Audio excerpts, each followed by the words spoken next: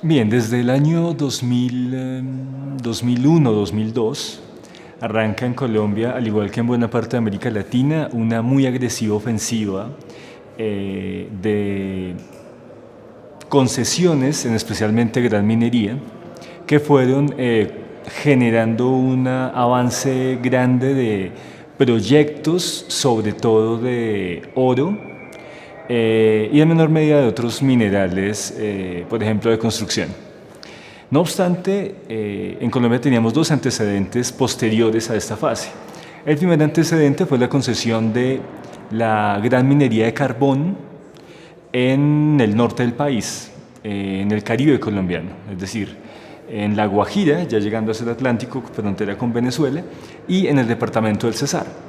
Estas son concesiones de carbón a grandes empresas transnacionales, Cerrejón, Ladrumon y otras menores, y también una concesión de gran minería de ferroníquel en el departamento de Córdoba, también en el Caribe colombiano. A eso se le suma una explotación de esmeraldas en el departamento de Boyacá, eso es en el oriente colombiano, pero sin duda el quiebre posterior de esas grandes concesiones se da a partir del año 2000-2001. Es a partir de ahí cuando se da una muy agresiva intervención y concesión minera en buena parte del país, sobre todo de minería de metales. Eso generó una profunda resistencia en las comunidades colombianas que se fue acentuando hacia finales de la década pasada, es decir, 2005 a 2008, en especial a partir del esfuerzo del movimiento indígena y luego en la década actual con una rearticulación de esfuerzos en varias vías. Por un lado, movilizaciones sociales en clave de rechazo a la política minero-energética, o por otro lado, aprovechamiento de las fisuras del ordenamiento jurídico colombiano en clave de buscar consultas populares para que la población pudiera decidir si estaba o no de acuerdo con la gran minería. Esa es una primera tendencia. Una segunda tendencia tiene que ver con la profundización de un modelo basado en la exportación de petróleo. Colombia tenía una explotación de petróleo desde el inicio del siglo XX en regiones como el Catatumbo o Arauca. Fue una explotación que fue creciendo de una manera mesurada hasta cierto punto y a partir de los años 80 vemos una nueva expansión del petróleo en nuestro país, lo cual también ha generado importantes resistencias.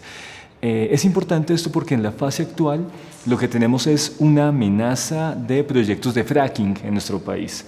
Hay un proyecto que sería piloto en un municipio que se llama San Martín Cesar, al norte del país, en el Caribe colombiano nuevamente, y también habría posibles concesiones en la región de Sumapaz, que es muy cerca a Bogotá, una región de economía campesina, y por supuesto este tipo de iniciativas de fracking también han generado resistencias sociales. Y aparte de la gran minería y del petróleo, tenemos una tercera tendencia que ha sido más difícil de frenar, o al menos de ponerle trabas, y me refiero, por supuesto, a la construcción de grandes represas. La represa de Hidroituango, por ejemplo, en Antioquia, en el noroccidente del país, la represa de Hidrosogamoso en el nororiente, la represa del Quimbo en el sur del país. Estamos hablando de grandes proyectos de represas que se articulan con pequeñas microcentrales que generan un inmenso desplazamiento del campesinado y que están quitándole fuentes de vida a pescadores y a campesinos. Y aunque estas grandes represas están generando resistencias sociales, creo que este ha sido el eje del neoextractivismo que ha sido más difícil frenar, ¿no? Y terminaríamos en una visión amplia del extractivismo, hablando también de la expansión de monocultivo. En especial destacamos dos: el monocultivo de palma, que se ha disparado por buena parte del territorio nacional, sobre todo en la década pasada, durante el gobierno de Álvaro Uribe Vélez. Un monocultivo muy peligroso, por decirlo así, no solo por sus impactos ambientales, sino porque buena parte de la palma de aceite ha estado muy ligada, no al cultivo, sino su configuración territorial con casos de despojo. Es decir, en el Catatumbo, en los Montes de María, en el norte del país, o en Mapiripán Meta, en el oriente del país, encontramos casos de masacres y desplazamiento forzado, sobre todo por el paramilitarismo, y posteriormente cultivos de palma, aceite. Entonces lo que hemos tenido en los últimos 18, 17 años ha sido una expansión del extractivismo por estas vías, pero a la vez dinámicas de resistencia que se han opuesto a esta configuración territorial neoextractivista.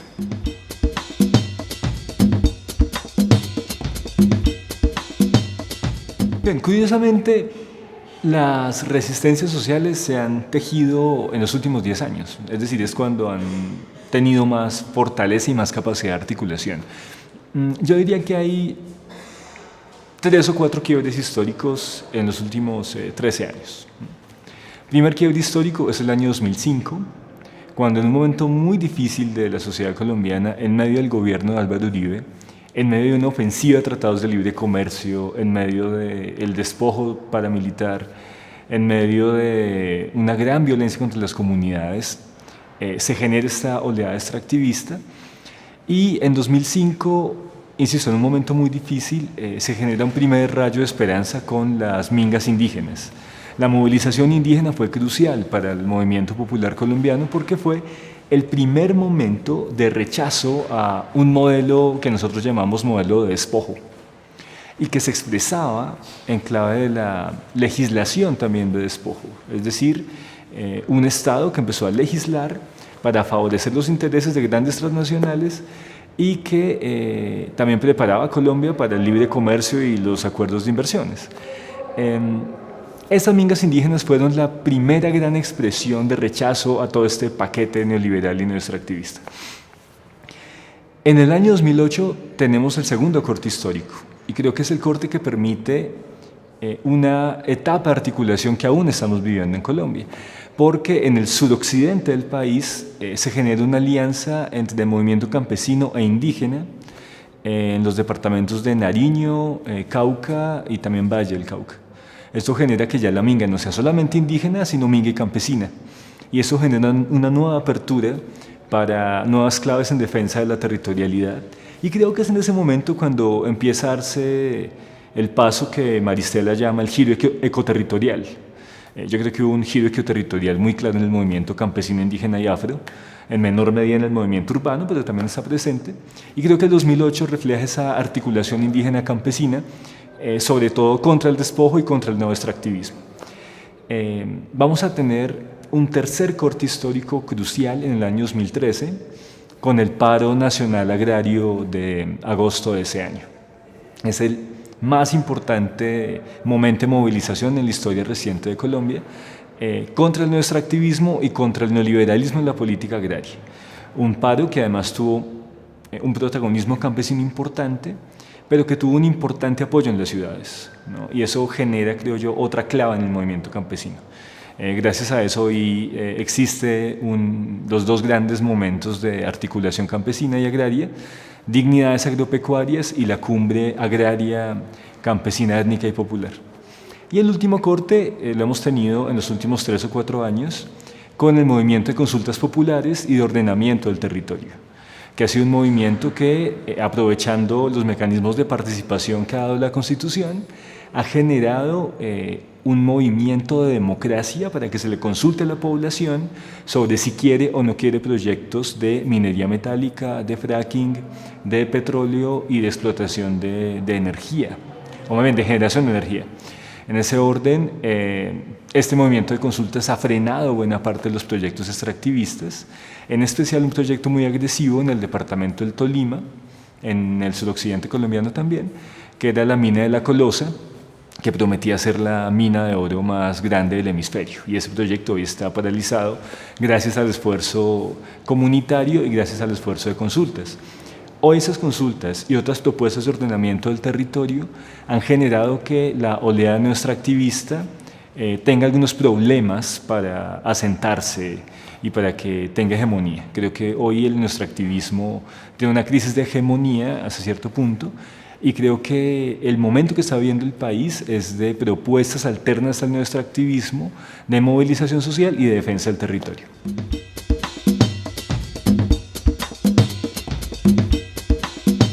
Bueno, hay muchos aspectos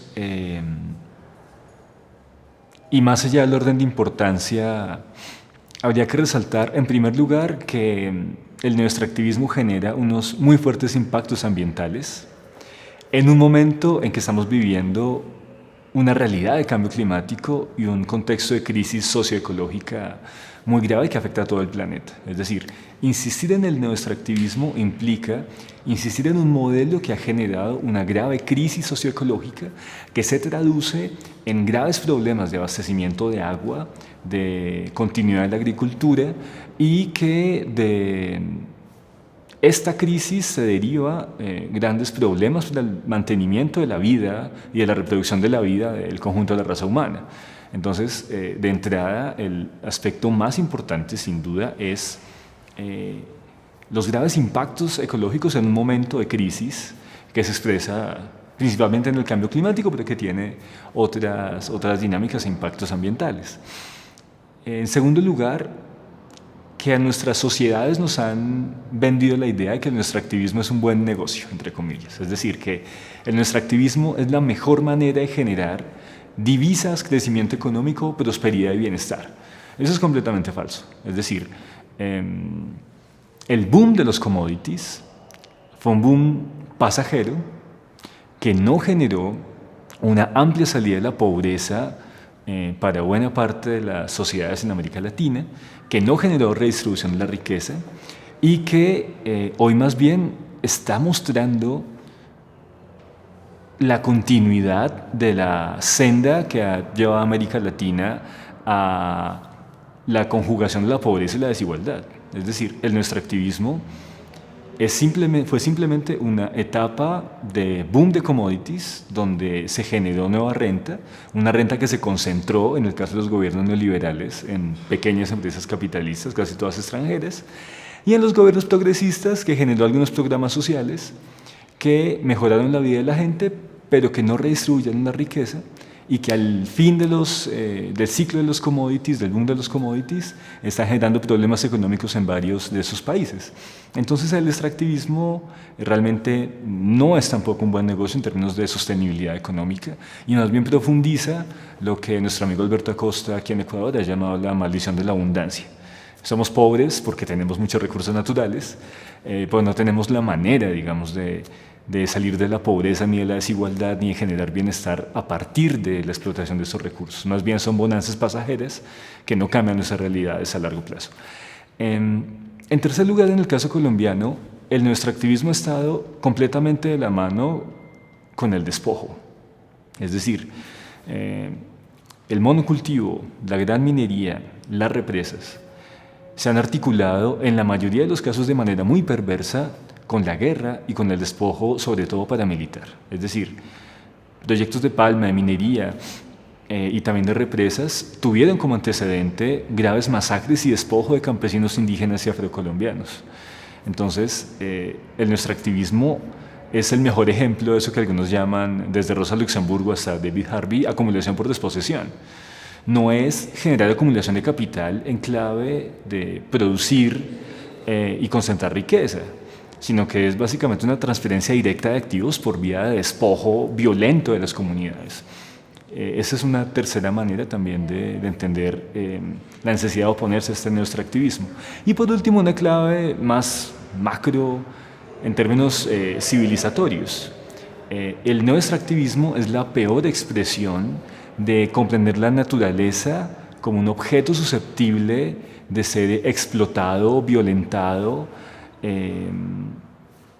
y que sin duda nos ha generado una matriz civilizatoria que nos tiene en una crisis múltiple, económica, de sentido, política y ambiental, y que tenemos que superar en clave de pensar otras claves de civilización. Hoy el planeta está en una crisis de civilización y necesitamos otra manera de relacionarnos con la naturaleza, menos patriarcal, que supere el capitalismo y que supere esta dinámica de depredación ambiental que nos tiene en un momento de crisis muy grave.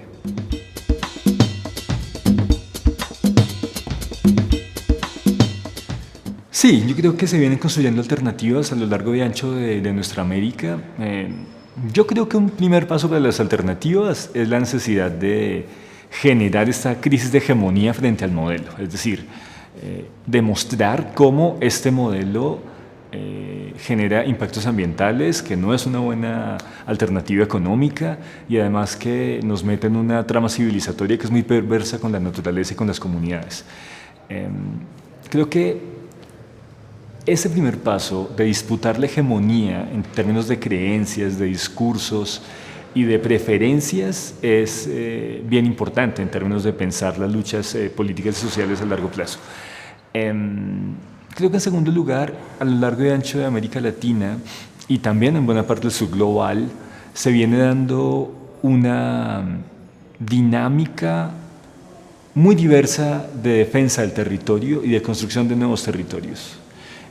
La lucha por la soberanía alimentaria, la defensa del agua, todos los movimientos ecoterritoriales, todo lo que pasa por las tramas ecofeministas. Creo que Maristela, Svampa, Vandana Shiva, Tatiana Roa y muchas grandes intelectuales han mostrado que buena parte de la resistencia a los proyectos extractivistas y la generación de alternativas pasa por organizaciones de mujeres o lideradas por mujeres. En Colombia está ocurriendo lo mismo. Y creo que en esa defensa del territorio y en esa visión no patriarcal de la naturaleza hay una potencia muy, muy importante. Y creo que también se están dando desde los movimientos populares, ecoterritoriales, ambientalistas, como los queramos llamar, se está dando un gran debate sobre cómo entender un modelo que supere nuestro activismo y que supere la ilusión del desarrollo. Y digo ilusión del desarrollo en la medida en que es muy claro cómo este modelo no fue más que un espejismo rentista que en realidad no nos llevaba a mejorar la calidad de vida de nuestras sociedades. Y creo que estos debates hoy están generando la posibilidad de cambiar políticas, no creo que en el corto plazo, pero sí a mediano plazo. En Colombia, por ejemplo, el reciente debate electoral estuvo muy marcado por la pregunta de cómo generar una transición energética hacia energías alternativas que respeten los territorios y que desenvuelvan otro tipo de trato con la naturaleza. Y creo que hay unas claves importantes. Ahora, hay un problema que es real y es que tal vez estamos viendo avances importantes que tal vez se materialicen en el mediano plazo, pero ya en el corto plazo tenemos una crisis socioecológica que está poniendo en peligro la vida de la raza humana en el planeta. Así que yo creo que este es un momento muy importante de defensa del territorio, de resistencias y de debates, de maneras de superar el modelo, pero el problema es si tenemos realmente el tiempo, aunque eso suene catastrófico, pero la crisis socioecológica está generando impactos gravísimos a lo largo y ancho del planeta y necesitamos respuestas también un poco más en el corto plazo y no solo en la posibilidad del mediano plazo.